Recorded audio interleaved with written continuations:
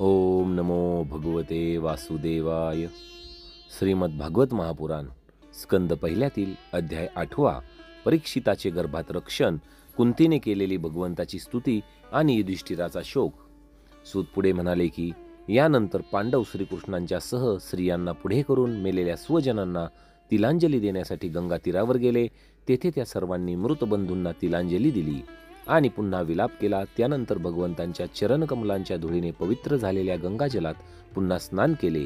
कुरुराज महाराज युधिष्ठिर, त्यांचे बंधू धृतराष्ट्र, पुत्रशोकाने व्याकुळ झालेली गांधारी, कुंती आणि द्रौपदी असे सर्वजण मृत स्वजनांसाठी शोक करीत होते. भगवान श्रीकृष्णांनी धौम्य मुनींसह त्यांचे सांत्वन करून त्यांची समजूत घातली की संसारातील सर्व प्राणी कालाच्या अधीन आहेत, मृत्यूपासून कोणाचीही सुटका होऊ शकत नाही.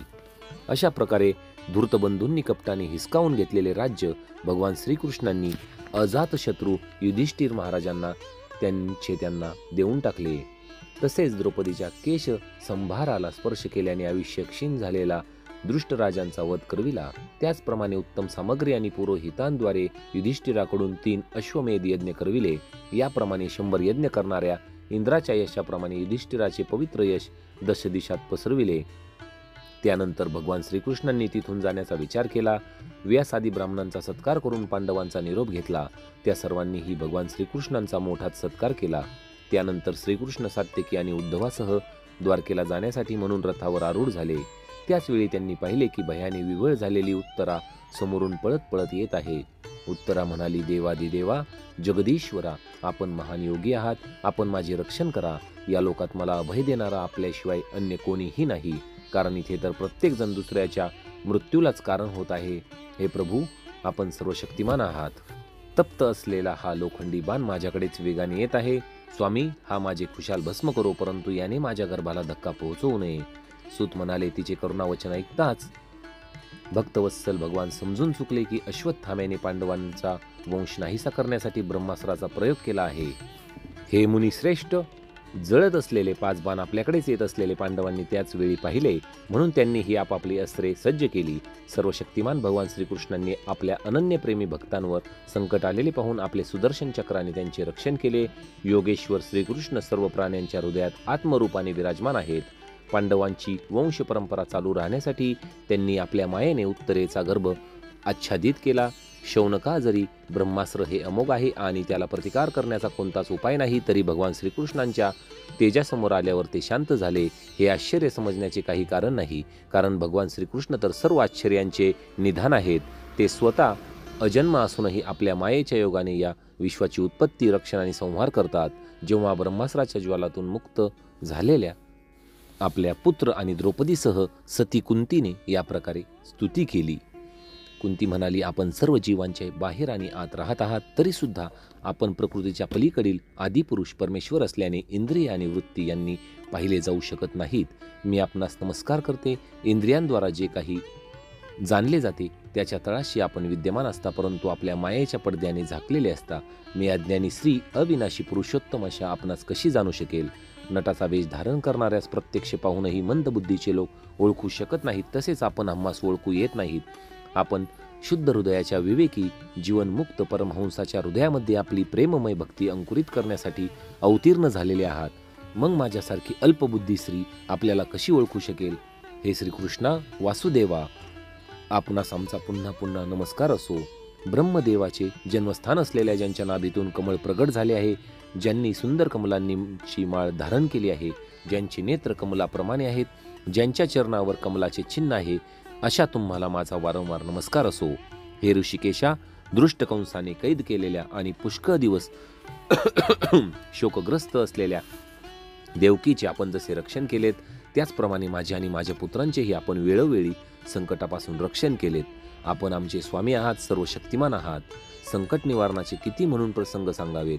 विषय प्रयोगापासून लाक्षागृहाला लागलेल्या भयानक आगीपासून, हिडिंब इत्यादी राक्षसांच्या तावडीतून, दृष्टांच्या द्यूतसभेच्या वेळी, वनवासातील आपत्तीपासून, अनेक वेळा झालेल्या युद्धाच्या वेळी, महारथ्यांच्या अस्त्रांपासून आणि आत्ता अश्वत्थाम्याच्या ब्रह्मास्त्रापासून आपण आमचे रक्षण केलेत. हे जगद्गुरू, आमच्या जीवनात पावला पावला गणिक आमच्यावर संकट येत राहोत, कारण संकटांच्या वेळी आपले निश्चित दर्शन होते आणि दर्शनानंतर तर जन्म मृत्यूच्या फेऱ्यातूनच सुटका होते. उच्च कुळात जन्म, विद्या आणि संपत्ती यामुळे गर्विष्ठ झालेली माणसे तर आपले नाव घेऊ शकत नाहीत, कारण आपण स्वतःजवळ प्रापंचिक वस्तू आणि वासना न ठेवणाऱ्यांनाच दर्शन देता. आपण निर्धनांचे धन आहात. मायेचा प्रपंच आपल्याला स्पर्श करू शकत नाही. आपण आत्मानंदातच रममान असता. आपण परमशांत स्वरूप आहात. मोक्षाचे आपणच अधिपती आहात. आपल्याला मी वारंवार नमस्कार करते. मी आपल्याला अनादी अनंत सर्वव्यापक सर्वांचे नियंते काळ स्वरूप असलेले असे परमेश्वर समजते. भेदभावामुळे आपापसात कलह करणाऱ्या सर्वांमध्ये आपण मात्र समान रूपाने संचार करीत असता. भगवन, आपण जेव्हा मनुष्यासारखी लीला करता तेव्हा काय करू इच्छिता हे कोणाला समजत नाही. आपणास कोणी प्रिय नाही, कोणी अप्रिय नाही. आपल्या संबंधी मात्र लोकांची बुद्धी विषम आहे. आपण विश्वाचे आत्मा आहात, विश्वरूप आहात. आपण जन्म घेत नाही की कर्म करीत नाही, तरी सुद्धा पशु पक्षी मनुष्य ऋषी जलचरादी योनीत आपण जन्म घेता आणि त्या योनींनुसार दिव्य कर्म सुद्धा करता. ही आपली लीलाच होय. जेव्हा आपण हृदयाचा डेरा फोडला, दह्याचा डेरा फोडला, तेव्हा यशोदा माता रागावली आणि तिने आपल्याला बांधण्यासाठी हातात दोरी घेतली. ते पाहून आपल्या डोळ्यात अश्रू आले. त्यामुळे गालांवरून काजळ ओघळू लागले. डोळे बावरले आणि आपण मान खाली घालून उभे राहिला.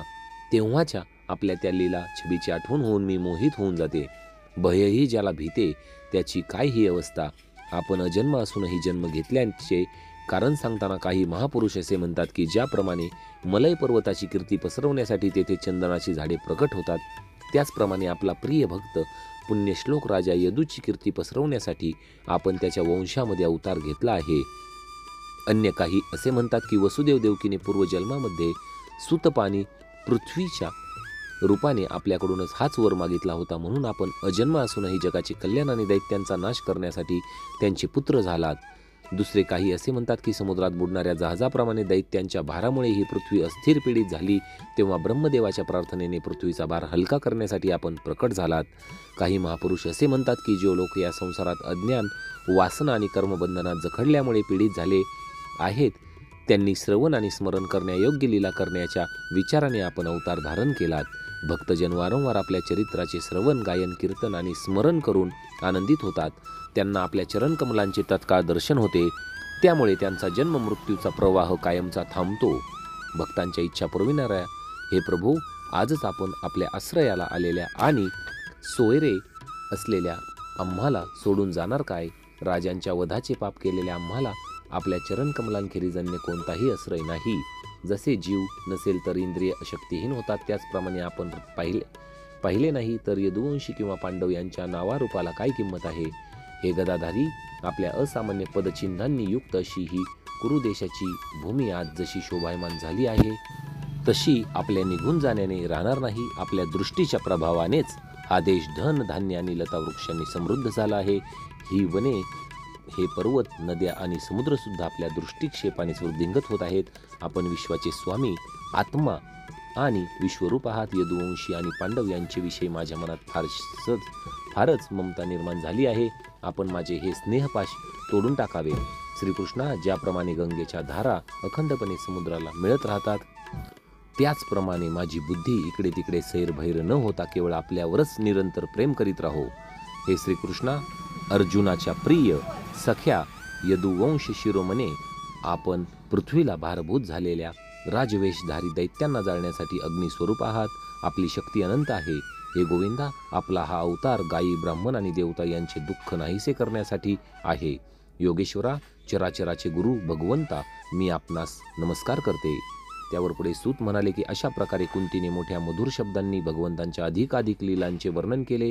हे सर्व ऐकून भगवान श्रीकृष्ण आपल्या मायेने कुंतीला मोहित करीत मंद हास्य करू लागले. ते कुंतीला म्हणाले, ठीक आहे, आणि तेथून हस्तिनापुराला परत आले.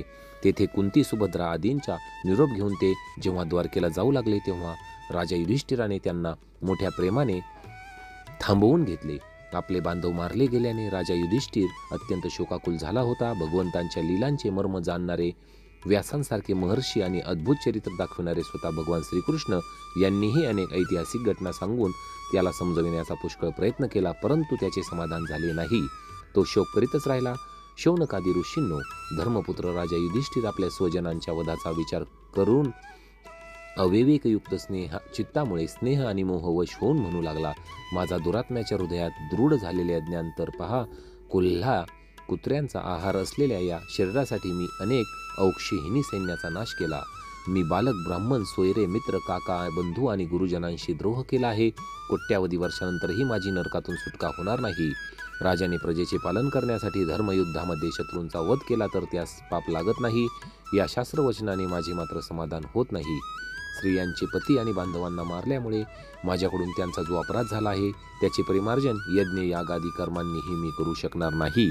जसे चिखलाने गढूळ पाणी स्वच्छ करता येत नाही, मदिरेनेच मदिरेची अपवित्रता नाहीशी करता येत नाही, त्याप्रमाणे अनेक हिंसायुक्त यज्ञांनी एका प्राण्याच्या हत्येचेही परिमार्जन होत नाही. तर अशा प्रकारे श्रोते हो, श्रीमद भागवत महापुराणचा स्कंद पहिल्यातील अध्याय 8 समाप्त झाला आहे. ओम नमो भगवते वासुदेवाय.